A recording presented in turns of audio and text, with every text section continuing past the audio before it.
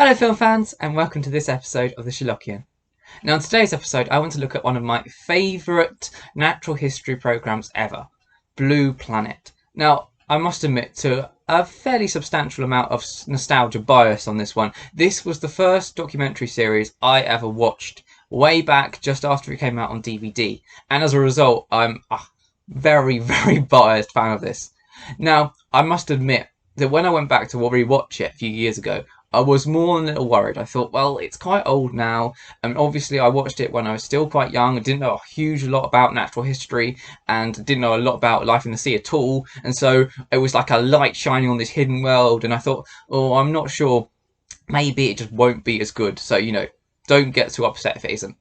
And you know what? It's still absolutely fantastic. Now, there are a few scenes, of course, which do look a little bit dated. For example, shots from the air are, I think, taken from aircraft and, light planes, I should think. And unlike, say, Planet Earth, which pioneered the use of cameras slung underneath helicopters, or Seven Earths, One Planet, which pioneered the use of drones, this still looks very old school, and the footage was clearly filmed from quite a long way away, and it looks a bit grainy. And generally speaking, it's things that are really big, like whales, so you can still sort of pick them out, even from a long distance away. But despite this, it's still absolutely brilliant, and the stuff they filmed close up still looks really good. If anything, I think it looks probably better than, say, something like Planet Earth, which was filmed a little bit later. So what were my favourite scenes then? Well, I think someone who made this programme must have had a bit of a thing for killer whales, orcas, because there's a heck of a lot of stuff with them in this programme. There's at least 3 sequences that spring to mind. There's the one with them in Norway hunting herring, which they actually redid for Planet Earth 2, Blue Planet 2. Then there's the one with them on the beaches of Patagonia eating sea lions like they did in the Trials of Life. And then there's the one that always stands out for me, the one they did shot in the first episode, and I think the one they were most proud of filming, the one with a grey whale hunt off the coast of California. Now, I've got to be honest, this scene terrified me when I was a child, and even now when I watch it, still gives me chills. I mean, I get a real big kind of adrenaline rush. It actually gave me a childhood phobia of orcas for quite a long time, because it is quite scary. I mean, it's shot brilliantly, and actually when you see how the cameraman, Doug Allen, filmed it, I have a huge amount of respect for him. He was incredibly brave, and he shot it really well. At one point, they actually have a sort of inflatable craft alongside them. I mean, it's not right next to them for obvious reasons, but it's pretty close, and actually you can see in the footage that sometimes he's actually filming downwards onto them almost as they come right alongside him, and it's absolutely incredible. Apparently, I think the chase initially lasted for about 5 hours until the whale calf gets so tired it can't swim anymore, and the orcas then surround it, and then they try and split it up from its mother, and then eventually they push it under the water, and I think it never actually specifically says in David Attenborough's commentary, but I presume they drown it, because that's generally how orcas hunt, unlike sharks. They tend to try and bite their prey so much. Though, interestingly enough, in this version, you actually do see them bite it. There's blood in the water as well. And I think what makes it so terrifying, because I've seen this later on in documentaries like The Hunt, which would probably rival Blue Planet as my favourite wildlife documentary. It's fantastic.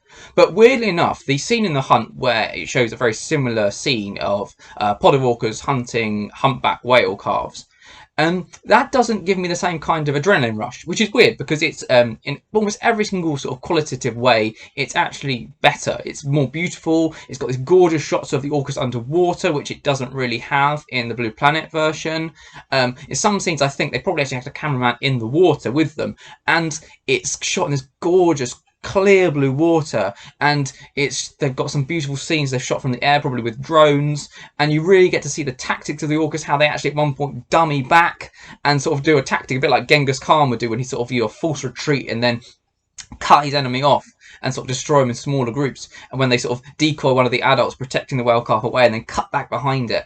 And it's brilliant, but it doesn't give me the same kind of feelings I get watching the Blue Planet sequence.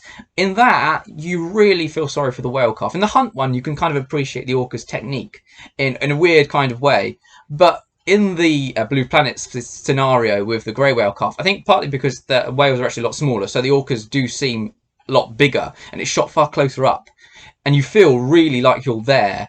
It's almost horrifying. You really see the orcas when they drown it, they really almost come out of the water. There's one scene which you see one of the orcas almost lying on top of the whale calf as it forces it back under the water again, and it does feel chilling. You do feel scared of them. They almost feel cruel, and of course they're just doing what orcas do. I mean, they're hunting and they're hungry.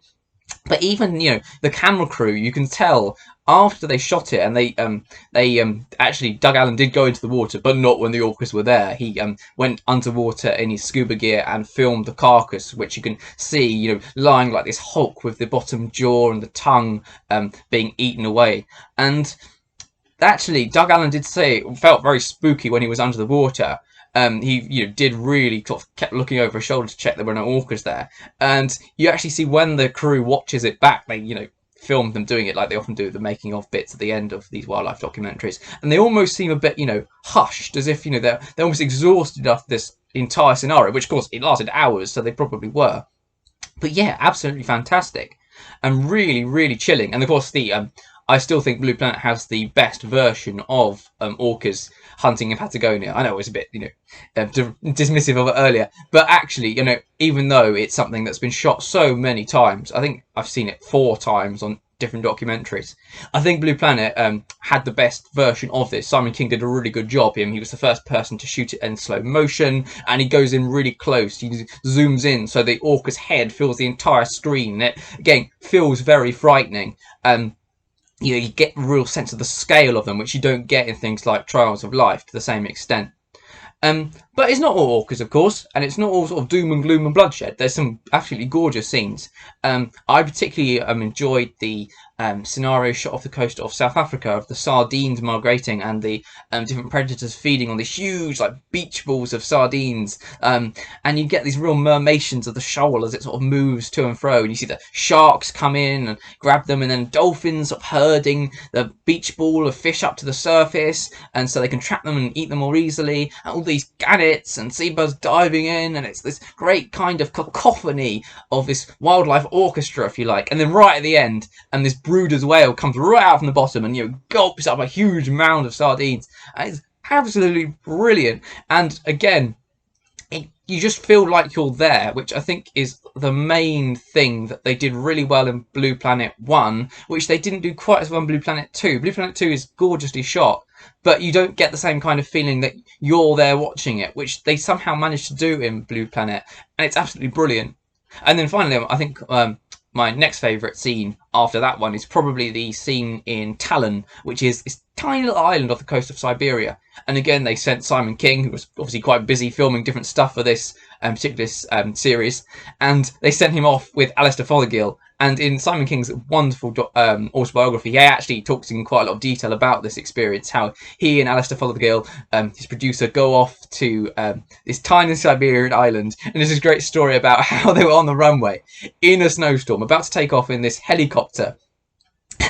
And people they could get to take them was this battered old Hulk from the Soviet era. And Simon King obviously looked a bit nervous because Alistair Fothergill turned to him just before they were about to take off, and he said to him, "Oh, don't worry, Si." He said, "These are ex-military pilots, so they won't want to take any risks."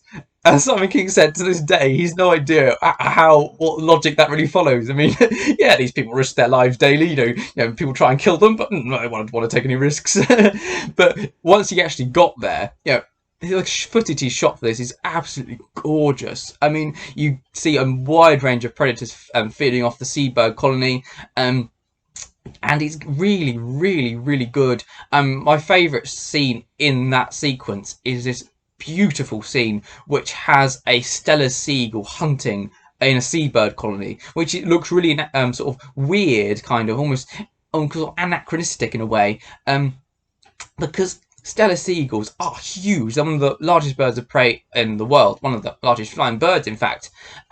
In Britain, we have a species of seagull called the white-tailed seagull, and it's colloquially known as a flying barn door because it's so broad and big. But Stellar seagulls look like a flying barn. They're humongous, and yet they're incredibly fast and incredibly dexterous in flight. So you see them flying through these huge, flocks of kittiwakes, and finally manages to catch one in midair. It's absolutely amazing. You sort of think, how does something that big manage to turn and follow something that's so small, and yet it manages it? I mean, it does make you wonder, though, how many kittiwakes a day a stellar seagull has to hunt in order to, maintain its body weight, because they're much, much bigger.